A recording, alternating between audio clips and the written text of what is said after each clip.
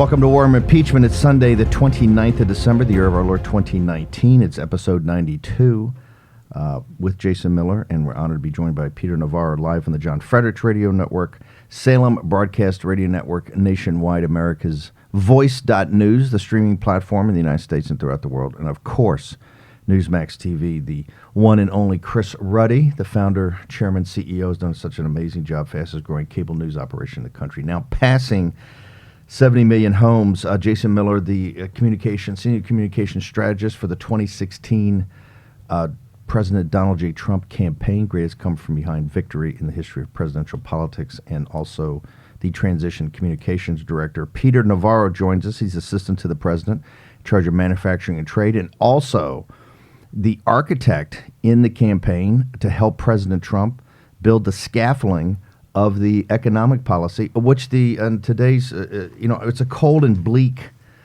Sunday in Washington, D.C., here on Capitol Hill, just yards from the Capitol. Peter didn't get the memo, by the way. It's not that cold and bleak, dude. Get out of bed quicker. I've been around the town on my bike six times already. I know. It's stopping global warming. The swamp is empty. You got up so early, but you missed the memo. The Jason Miller had the Natalie attired today. So actually, Peter wore. I left my yacht at the basin. It's the Beauty and the Beast. Exactly. He actually wore. Dude. Jason had to take the cravat off. He had Raheem's little thing on before you showed up. But Peter does have a undershirt on under the the cheap version, the rayon version of the Washington Nationals T-shirt. Your Navy World Series Navy champion, Washington World Series yes. champion. Okay, the reason we wanted Peter to come in today, it's very important. Obviously the year is ending with a bang. The stock market tomorrow, people are talking about ending on all-time highs again. But it was really this Washington Post story that we want to get to, the political architect with President Trump and the economic architect. I was just the guy making plane reservations. But this populist turn in 2019, it's a seminal story. The placement of it, the writing of it, it does it compares and contrasts right wing or this new burgeoning populism, economic nationalism on the right, and all you have in here is some whining from certain professors in the Democratic Party. This in the article is by Jeff Stein. I think he did a terrific job of trying to be balanced. He had a great quote from Peter Navarro, but a good balance of different people in there. I want to talk about the details of it, what it means. But Jason, you and I talked yesterday about this article on part of the show. Set the framework for this, the political framework, because you're and the reason it's important. You come from not just the Republican Party, you come from the conservative wing of the Republican Party, and you've worked in the trenches on these campaigns. And one of the things that's so important about Stein's piece, the subheadline is Rewriting GOP's Economic Playbook. And as we're going to talk to Navarro in a few minutes, it really, Trump shattered the economic orthodoxy of the kind of Wall Street Republican Party mindset. Yeah, and really for someone who came up in conservative politics like myself, I mean, this is what President Trump has done with the Republican Party. And Tucker Carlson, by the way, has a great piece up over at Daily Caller talking about this. The way that President Trump has shifted the focus on trade in particular as he goes to these issues of fairness, as Peter talked about on the campaign, the 4 points of the compass. This is really a fundamental shift. But I think the important point here from the Stein story is that these are the same messages President Trump was talking about on the campaign trail in 2016. This remake of the Republican Party, and again, the remake is with the leaders in D.C. The grassroots had already moved. So I'll give you kind of a quick inside scoop story. So I was with Ted Cruz in the primary, and there, I believe it was in the early summer of 2015, the campaign was almost brought to its knees because Ted had signed that op-ed with Paul Ryan on, I think it was TPP and TPA. Oh, boy. And I remember this. What a firestorm. Within 24 hours. Breitbart land. I had never seen anything like it. The grassroots were going nuts. And look, I will admit, I was like, hey, this shows that the establishment is getting behind Ted. They think that he could be a good candidate. But the way that the grassroots lit the campaign on fire. I've never seen anything like it. And what that made me realize right away is, hey, what the guys in D.C. think is so different from what the grassroots think. They've already moved on trade. The thing, I'm turning to Peter in a second, but also in the Cruz campaign, the Wisconsin primary. I knew we had won the ideological war when an ad went up in the Wisconsin primary and Ted Cruz said the word fair trade. Remember that? Oh my, that was a 5 alarm. It's like, that was seminal because it got to the point of fairness and reciprocity, really what President Trump was kind of trying to get in there. And Ted had come up through the heritage. I mean, he had a very orthodox way of looking at, now I think, you talked about Tucker. I think Tucker is a fire-breathing populist right now. Tucker comes from the conservative wing in the more traditional heritage, AEI, that Tucker Carlson's transformation or his journey, pilgrimage, Ted Cruz, and now you see Marco Rubio and Josh Hawley. They're coming at it slightly differently, talking about, Catholic capitalism, this broader form of capitalism that takes workers into place, but you're seeing a complete transition. It goes back to the campaign. It goes back to the things campaign, the DNA. Let's go back and talk about that, particularly Pittsburgh and what happened. You laid out the 4 compasses. It's the 4 points of the policy compass, 7 promises in Pittsburgh. The 4 points, you start off and it's just pure traditional republicanism. It's deregulation and it's tax cuts. And then it's cheap energy. But that 4th point of the compass is the one where everything shifts on, and that's the fair trade. And the North Star of the whole thing is border security. Because once you create the jobs, right, you get basically higher wages in the African American community and Hispanic community because you protect the border. So the 4 points of the compass and limit the labor pool. That's the whole thing. It's about restricting. That's exactly right. It's about restricting the labor pool. Remember, where the Republican Party, you have to put this in historical context. When the Tea Party even movement was a little bit hijacked by this, where the Republican Party was going was more, and this was with Paul Ryan, the failure of his speakership. It was going more into a libertarian. It was actually going to more open borders and more free flow of capital. But here's what's important. Here's what makes it all work. I remember debating the other side on this, and it's like you'd say, look, every point of that compass on the Trump side is growth inducing, right? Deregulation, that's a pure supply side shock in a positive way. Cuts inflation, stimulates growth. Cheaper energy, that basically gives us a better competitive advantage globally. It's like the tax cuts bring on that capital back onshore, and of course the fair trade. $1 billion of trade deficit is 5,000 jobs lost. And so you had the other side, you had the Clintonites and the Obamaites.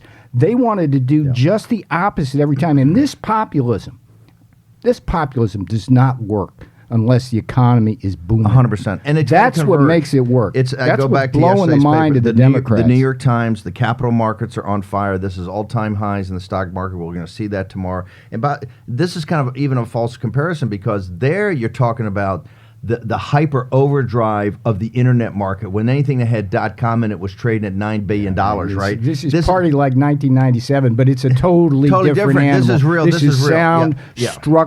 Sound structural In the Wall Street Journal, you know how much it hurts them to do this. They love putting the workers' pay rises as labor markets tighten. Hey, do I get an apology? Like in 2019, how many lead editorials did they have predicting the Navarro recession? Do you remember this? They actually called it the Navarro recession. So can I dive into that go point? ahead. So in preparation, because I had to make sure I was sounding smart, with Peter Navarro coming in today. So I was going through my issues of The Economist last night, a bunch of FT articles that I'd set aside. In everyone's... He thinks smart's reading all this neoliberal stuff, but that's okay. We haven't talked... No, I know, I got it. Go ahead. And he dressed up for me in his yachting clothes. Exactly. But one Thurston Howell III showed up. One of the things I realized is everybody's 2020 forecast was doom and gloom, and they're saying this was going to be essentially the Navarro recession. This was going to be this big trade war. Everything was going to tank. And even saw one of the who's Leo Abrazici from The Economist was saying that the U.S. is only going to have 1.6% GDP growth in 2020, and everything is falling apart.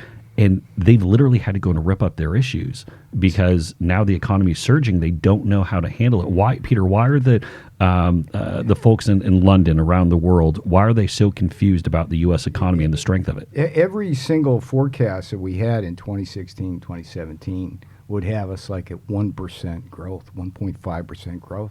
That was the old ideology that you couldn't go beyond that. The new normal was no manufacturing anymore. Everybody's going to walk around in a white shirt and in the air conditioning.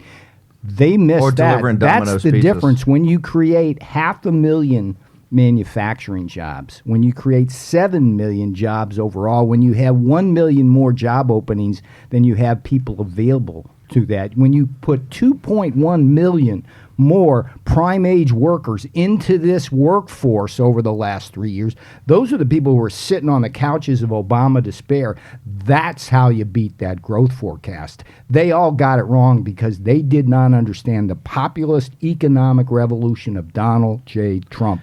Here's the thing: you gloss over two things I actually think are very important and play into the center right or right wing populism that we're seeing, the economic program, and the reason it does not work for the Democrats. One, they will never address immigration, so they'll never talk about what a citizen's rights to a better job versus the global rights to a better job, right? Or to compete for those jobs and drive wages down. Number one. Number two, it's more than deregulation. Because Trump, in your crafting of the message, was 2 regulations out for every regulation in.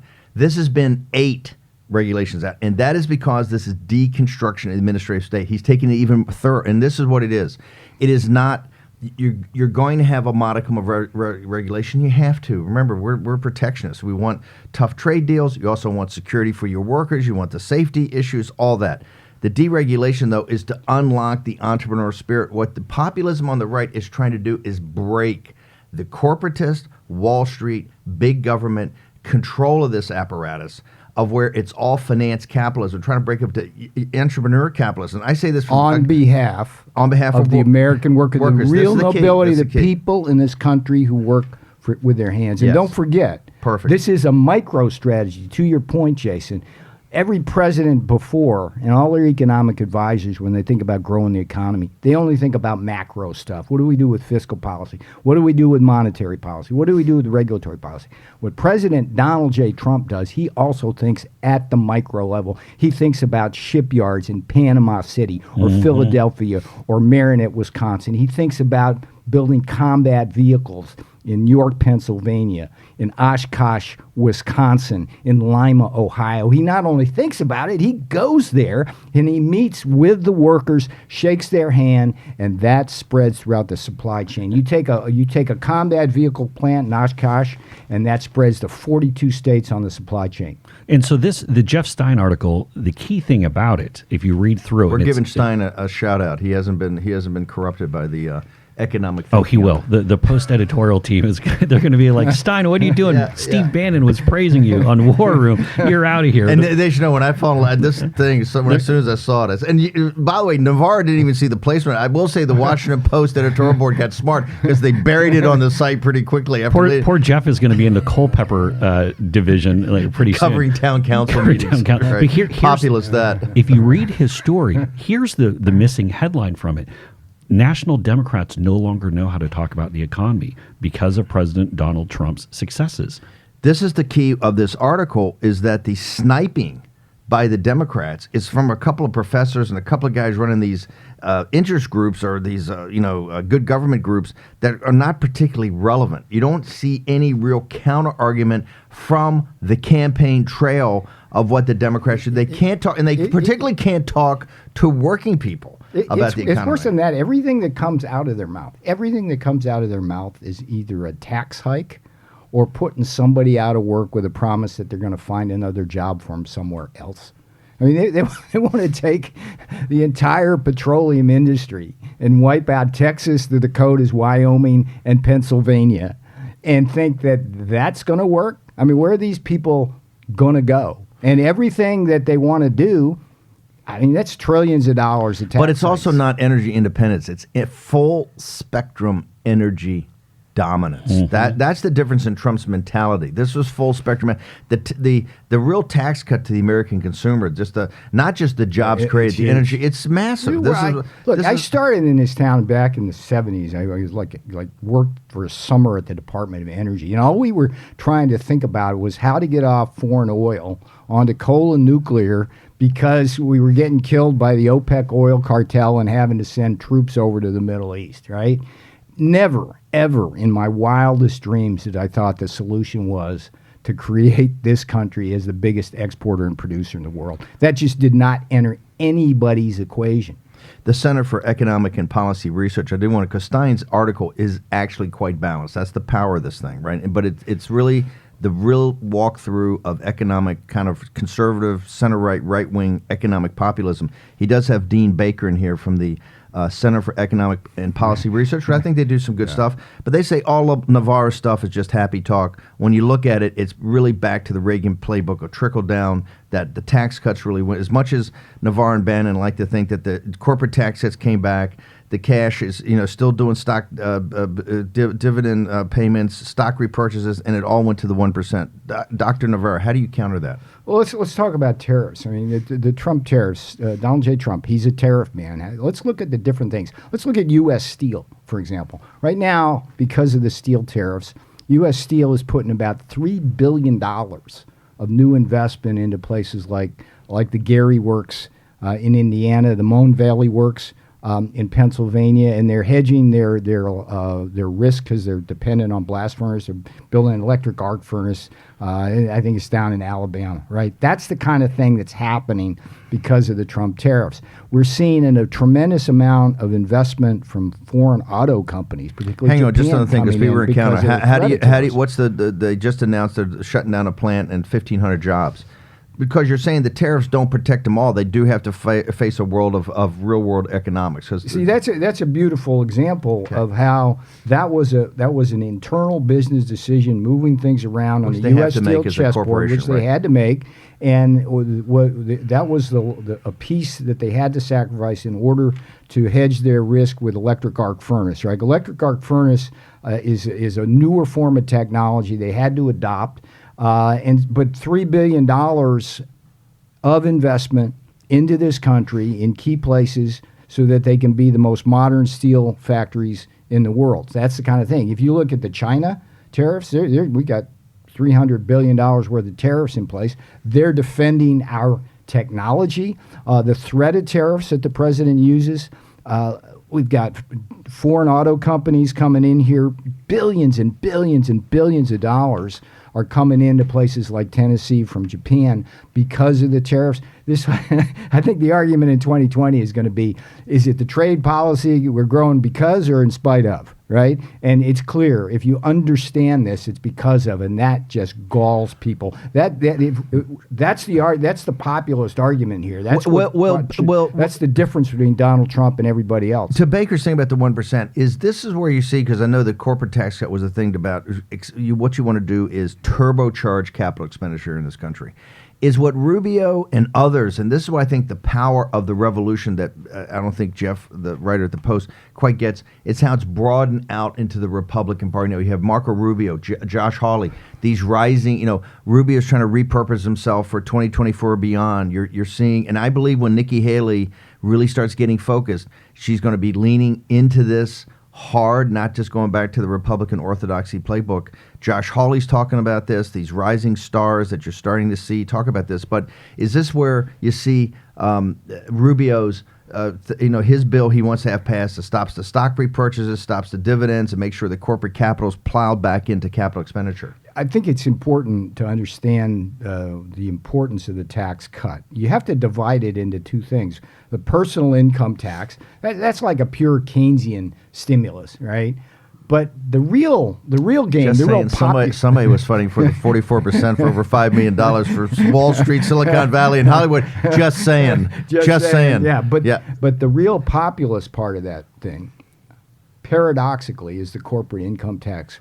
Taking that from 35% to 21%. On the surface, that seems like a pure Wall Street kind of thing. But what that does is it allows us as a country to compete against the world and basically have a corporate income tax that attracts capital rather than pushes offshore. And that's where the jobs are for the working men and women of this country. See, I think where the left misses it is that what Trump's revolution at the very beginning stages is for workers, and I come from a working class family, is that you want a piece of the action, right? You want a piece of better wages, better, and also ownership. We got to get ownership. You want a piece of the action, right? And you also want to make sure that there is that you incentivize entrepreneurs. Every guy in every labor union, because I come from a union family, they all got a side hustle. They all think they're entrepreneurs. They want to think of that thing on the side. That's what we have to. The key is the access to capital to entrepreneurs, no matter how small down the food chain, and also a piece of the action. What the left proposes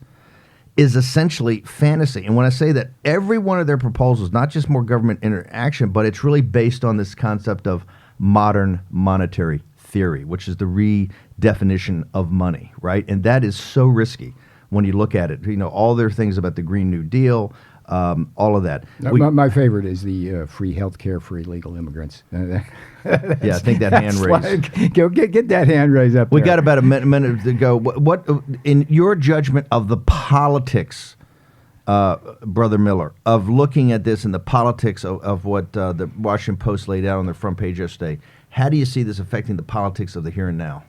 I think that both the national media and national Democrats are completely flummoxed on how to talk about the economy without giving credit to President Trump. You told me that as soon as you read this. You said, what's amazing, there's no real Democratic voices in here. A couple of think tank guys, et cetera, but there's no real Democrat counter position to this. Right, and you see it on the campaign trail, because we saw what happened with Elizabeth Warren when she tried to talk about how she was going to essentially give health care away to everyone and $32 trillion and all that. Her campaign tanked. Here's the point to him. This showed up there. We've got a minute. We're going to do this on the back end, coming back from commercial.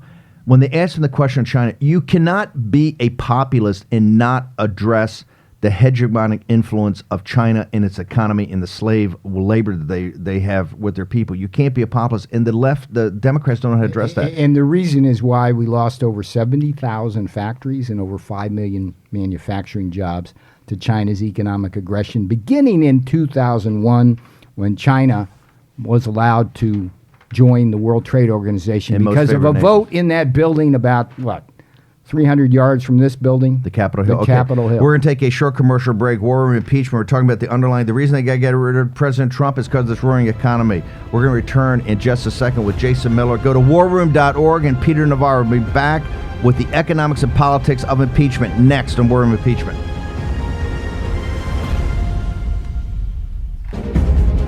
War Room Impeachment.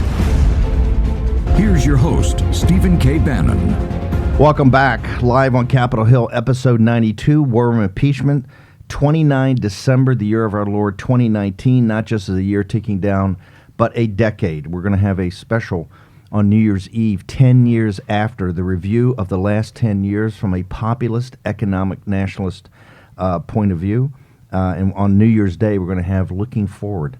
What the new year and particularly the new decade, the roaring 20s. We're coming into this on fire. This is War Room Impeachment live on the John Fredericks Radio Network. Salem Broadcast Radio throughout the nation. America's Voice.news, streaming service worldwide. And of course, Newsmax TV. Jason Miller, communication strategist. Peter Navarro, economic, trade, and manufacturing assistant to the President of the United States. I'm getting some input there from Dr. Navarro. Would you give me like your best? I'm getting a close up. I like a guy in the middle of my introduction. I get a close up. Breaking news here. Is this how it's going to be in the Oh, Senate? Peter Navarro, 20 to be one of the greatest years. 2020 to be one of the greatest years in U.S. history. Thank okay, you, sir. On Newsmax. That's breaking news. On Newsmax. So Chris That is Reddy's breaking Newsmax. news. Okay, one hand washes the other here. I'm just saying. Before we get to the Roaring 20s, right, we're going to get to that in a second. I want to get back, and we're honoring this morning, Jeff Stein of the Washington Post, the editors of the Washington Post. Please, editors, don't send Jeff Stein to Culpeper. He's not. Keep him in the D.C. bureau. Keep him in the to put him up in Northern Virginia. No, populist turn for Trump in 2019 predicate the 2020 landslide victory. Yes, we want all the left-wing populists all curled up in the fetal position right now because it's not looking so good. The reason it doesn't look so good, your stuff doesn't make any sense. But talk about something that doesn't make any sense. when you were talking about the fourth industrial revolution, and all the mainstream media does is get on President Trump. He's he doesn't know anything. He doesn't understand anything. We're going to get Navarro here in a second. He is helping to build an economy for the fourth industrial revolution. One of the keys to that is quantum computing. The key to that is 5G. The reason I helped make a film about Huawei, we're getting to Peter in a second, how the PLA, the Chinese, understand the importance of the next generation of technology. Now they're trying to do advanced manufacturing with chip design and robotics and artificial intelligence. But the backbone of that is 5G. Let's go to, we got to go to Iowa. And ladies and gentlemen, as Democrats in the corrupt mainstream media, you have to embrace this, because if President Trump had done this, it literally been all the news media we've been talking about would have been this, right? Now let's go to Iowa. Yeah, so last night or yesterday on the campaign trail, Joe Biden's asked a question about 5G. The clip is just under a minute. We got to play this. I follow all the campaign embeds who are following the Democrats around. So Bo Erickson at CBS got this. Here's a hand tip. You just have to hear this. It's just under a minute. And I can tell you that there's tremendous neurological damage happening within a mile range circumference of these towers. People's nervous systems are breaking down. Their minds are breaking down. They're dizzy, they're nauseous, they're sick, and this is going to be happening all over the country. And somebody has to do something to make sure that this is researched. We're all being experimented on. The FCC president is online saying, there's no standards, we don't have time to make standards, just put it out there and we'll see what happens. And what's happening is people are getting very ill, they're being driven from their homes, they can't find a place to sleep, to rest, they're breaking down. 5G. There's a lot of debate in the scientific community whether or not 5G does what you're saying. It should be studied thoroughly.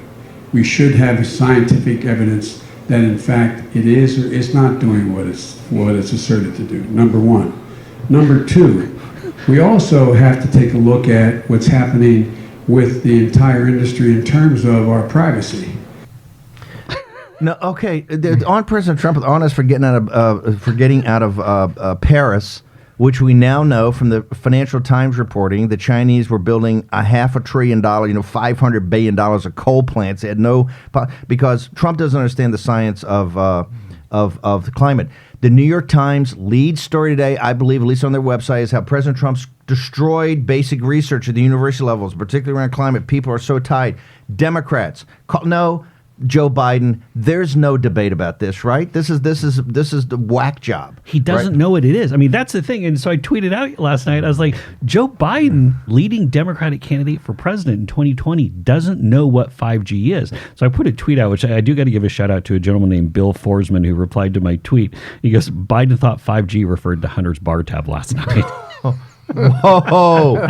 Pure snark. It was I don't want to talk about the makeup of the bar tab. I'll leave that to the extra hour show. But he didn't know what it was. This is the fundamental thing. I mean, 5G will radically transform the economy. You talk about a populist thing that's going to make sure that every community in the country is lifted up and has access to lightning fast internet, and we can do all the Internet of Things and the crazy technology. But I mean, Peter, isn't 5G huge for taking us to that next level? And for the populist revolution, it's a warning as well, because it's going to bring a huge amount of automation.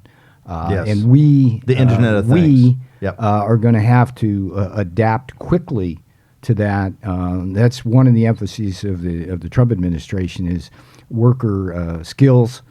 Training, retraining, upgrading, things like that. It's going to be we're going to have to be very, very nimble. Well, of course, if Joe wins, we don't have to worry about 5G. But you can't be Luddite. You can't be that. No, absolutely. The people driven from their homes. I've missed the New York Times, Washington Post. Are you in Iowa? There's clearly something. There's an exodus going on around the 5G towers, right? I mean, the way this woman makes it sound is like everyone's going to be like the people in San Francisco living on the streets, or being in Bill de Blasio's New York, or the homeless. I mean, Joe Biden just doesn't get it. Okay, I'm not a deep state guy, but I do believe. Wait a minute. Hang on. Steve. No. I don't. No. Wait a minute. No. I don't believe. You're a deep administrative state. Still, no. I believe in the administrative state, yes. And I believe what Brother Navarro and I always work on Anonymous.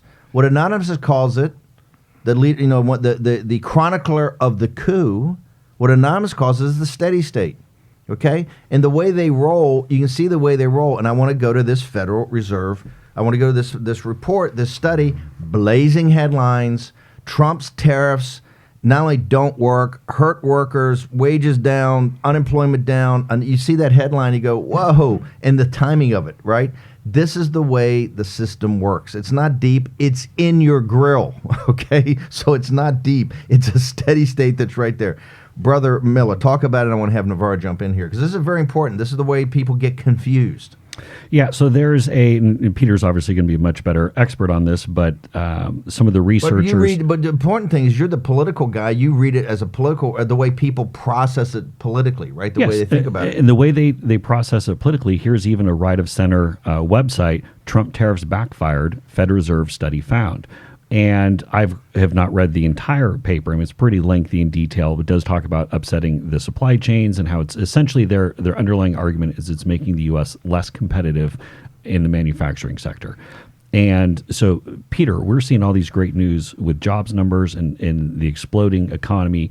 What is this paper getting wrong? But hang on a second. The reason this paper, it goes to the heart of the Trump revolution. The heart of the Trump revolution, the tariffs were not just about media jobs, is to bring the supply chain back from China, right? To bring the supply chain here so you have all the value-added manufacturing would be here. This is the reason that you spent the first 2 years working on this thing called USMCA, that Nancy Pelosi sat on her desk for a year. The geostrategic analysis you did and the way it all works for Trump is to have all these component pieces of trade locked in to bring the supply chain back. Okay. And the Federal Reserve is saying, Dr. Navarro, you and Trump are disruptors, and you're disruptors in a negative sense. Let's stipulate for the record there are no populists at the Federal Reserve. Okay, let's put that on the table. And over the last 18 months, when President Donald J. Trump was rightly criticizing Federal Reserve Chairman Jay Powell for raising rates first too far and too fast, and then from lowering them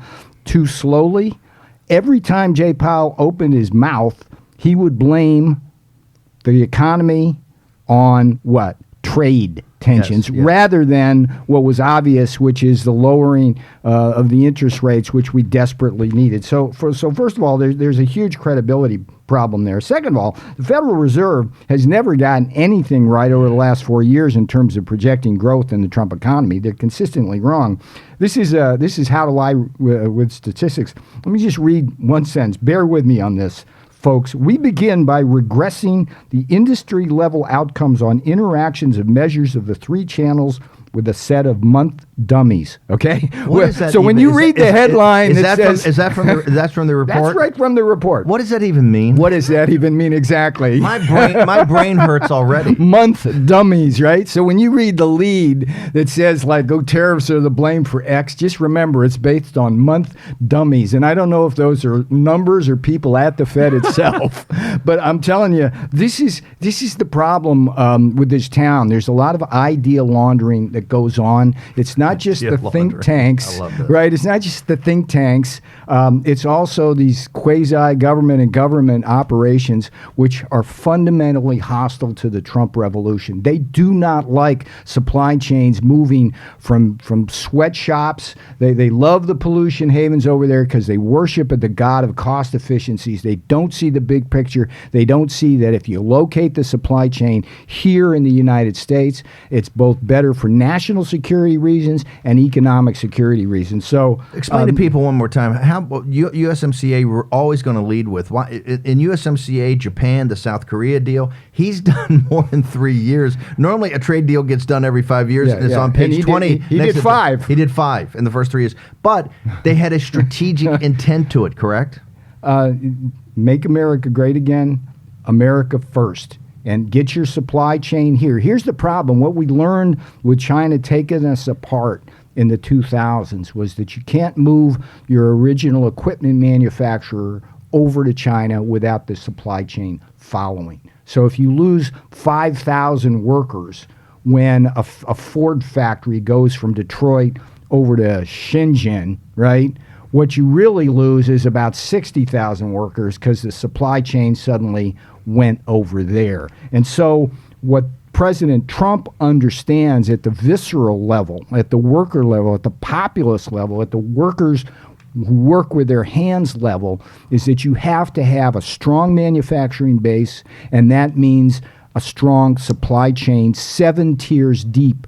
And in order to have a strong defense, you have to have a strong defense industrial base, which is basically manufacturing. That's the vision. That's the populist vision here, and it's the yin to the progressive yang, because their populism kills jobs. And I want to jump into this. Kills jobs. Another big write-up that we saw over the weekend are the drills that the Chinese and the Russians and the Iranians are doing. And for all of the talk from the left about, oh, we don't need to spend all this money on shipbuilding and a navy. What are the Chinese doing this week? They're selling their aircraft carrier all through the South China Sea. And while they're doing it, they're building another ship. They're literally building a ship about every 2 weeks. That's frightening. Well, for those of you out there in America who don't know, it takes us a long time. Unrestricted warfare, and also Jonathan Ward's fabulous China's Vision of Victory, just happened to randomly bring them. And now that you mention this, that China, Iran, Russia, that is to control the Eurasian landmass, Mackinder's basic theory of geopolitics. But what they've done with this naval exercise and with the thing is to challenge the United States. We've had a Mahan strategy, a naval strategy to keep open, kind of inherited from the British, to keep open all the choke points with our great Navy. They are directly, for the first time, someone's going on this Eurasian, to control the Eurasian landmass at the same time to confront us. And if you don't think this is going to come in play, check back on our show 10 years from now when we talk about the 20s, because it's going to be in your grill. I want to go back to a second for the politics of what he just said, the politics of it. And this is some free advice, so take it for what it's worth. AOC, you aspire to be president of the United States. I understand you've inherited the Bernie, mantle, and you're really the driving force and the energy in back of Bernie. But Bernie and Elizabeth Warren, it boggles my mind that it's Donald Trump that has to bring this up, or Peter Navarro, or Steve Bannon on the show, or the others. It is crickets on the populist left about Joe Biden and his not just support of one of the driving forces in the architecture of these trade deals that ship the manufacturing jobs overseas. You never hear, but this is why it's a pillow fight. It's a pillow fight. You see him up on the stage, it's all, and Bernie Sanders is high-fiving with Joe Biden, and, it's ridiculous. If you want to be serious and be taken seriously, you have to go after the globalists that control the Democratic Party. Joe Biden has got a total and complete pass. They never bring this up. And if they think that Joe Biden is going to be able to wander around Pennsylvania, in Michigan, in Wisconsin after Labor Day of 2020, okay, and Donald Trump is not going to bring the heat on him for exactly this. They all the happy talk and all their national polling and the name recognition is going to implode, because Joe Biden is incapable of winning here, because at the central heart of this and this great economic news is a revolution in economic thinking. Yeah, and I think this is why the whole Democratic hope of Joe Biden can be the one who swings people back into the Democratic fold is so faulty. I mean, Joe Biden is literally their worst candidate for 2020 because he just doesn't get it. And his fingerprints are all over the destruction of so many communities around America. What was the failure of the Democratic Party? I come from a Democratic family, working class family. But what was this neoliberal? What infected the Democratic Party's thinking about economics in kind of the post-Reagan era that led to this destruction? And how now they're awakening to it, but they're not awakening to the reality of what bringing back a manufacturing base is, because they still don't really talk about that. And it's his point. You read this article, Jeff Stein's article in the Washington Post, they don't have a response to the core economics of manufacturing. To be honest here, Steve, you were a Democrat. You were a Clinton Democrat, right? I was a Clinton Democrat. Here's what I think happened to the Democratic Party. Is that Party. in that Newsmax profile? Can I look at that Newsmax profile again? They always throw that stuff in there. Yeah, just to leaven the loaf. Don't want to make me look good. Yeah. Right. But I think it's really as simple as the key leaders of the Democratic Party sold out to the multinationals. If you look back at the history, you had the AFL-CIO and all the labor unions in 2000. basically fighting tooth and nail on the steps of Capitol Hill against China coming into the World most Trade favored nation Organization. thing. You had the same labor organizations fighting against NAFTA, but who sold them out? I mean, Nancy Pelosi, there's a great, you go back and look at the clips of Nancy Pelosi and NAFTA. She was barricaded in her congressional office in San Francisco with people protesting. She went ahead and voted for NAFTA anyway, and now she's Speaker of the House. That doesn't happen by accident. That's all. But the I want to take it multinational deeper. money coming Culture in. is upriver from Yeah. politics. And in this regard, I went to the business school, the trade school across the river from Europe. And Yeah. people never mention, they never mention that Navarro has a PhD. He's a PhD in economics from Harvard. They never talk about that, right? Because that would give you too much credibility. But the business school, Michael Porter's in the press today. I studied under Porter. Porter's the high priest of globalization, Oh, right? indeed, And yes. that's and, He and hates that's a what we do. and it's a priesthood. Hates I got to tell you, in Harvard Business School, you are literally stamped out as a globalist, right? That's the way you're stamped as a globalist. But the reason this changed is, and the reason that you're looked at as a pariah, right? Because you got your union card over at PG. It was the thinking in economics that changed, right? You lost this understanding of manufacturing as central to an economy. It started at the PhD level because that's where the ideas flow down. You call it idea laundering, but that's how ideas flow down from the top. The politicians are just using stuff they can sell. They're essentially the marketing division of the idea factory. Academics really salute no flag. There's really no nationalism in academia. But the other thing I think that happened, Steve, besides the politicians selling out to the multinationals, was that the labor union leaders actually lost sight of who they represented because they kept supporting Clinton after he sold the labor leaders out on China into the WTO. Their members voted overwhelmingly for Donald J. Trump, yet they hung on. And I think it's part of the fact that you've seen a shift in the AFL-CIO where more and more of the people in the AFL-CIO are not manufacturing workers. And so we lost the that service support. economy. And Peter, we only have a few minutes left, but I want to make sure, I want to go to the Jeff Stein article because you reference in there that there could be more trade deals ahead for the president, what he's doing for America. Yeah. And obviously the UK and EU. EU, Vietnam, India. The EU and the India one, the EU is going to be big. Give us what to think as the next phase. You've got the architecture now. How do you? My holy grail is the Maharaja of tariffs, which is India. The president supports the Reciprocal Trade Act, which is the problem we face at the WTO is that under their rules, other countries are allowed to systematically charge us higher tariffs than we charge them. How does that? That's crazy. But why is that? Why is that? It's called the most favored nation clause, right? And so why was that approved, though? Why have we allowed that in? Okay, so historically, we led with our chin. The whole idea was we're the richest country in the world. We want everybody else to lower their tariff barriers. So we always lowered them faster than everybody else. But about 20 years ago, the music stopped, and in the game of musical chairs, we were left holding the tariff bag. The reason is that they never talked about this, and working class people never went to the ballot box thinking about this. Hey, my community's gone, my job is gone, and this is the reason it's gone. There was just a lot of people getting hurt, but in smaller communities. We lost the textile workers, and we lost the auto workers, this, that, and the other thing. It's a big country. And a guy like Bruce Springsteen doesn't get that. Especially Mr. Working Class still hates Trump. Real quickly, got about 2 minutes left. As we go into this week, end the year, where do you think we stand with impeachment right now, given the underlying driving force? The Democrats are having cricket in the economy. They don't know how to handle it. And tomorrow's going to be another big day in the stock market. Where do you think we stand on this? Well, Nancy Pelosi and the Democrats at a certain point are going to quit holding everyone hostage with this impeachment nonsense. They eventually will send something over to the Senate. I think they forget. She'll slow walk until she has as much evidence as possible. Yeah, I mean this is a witch hunt in search of a witch, and they're going to keep going. And what Pelosi realizes is that once she hands it over to the Senate, this thing's dead. All my checkings on the district by district is people are back. They're talking about the economy. They're talking about Christmas.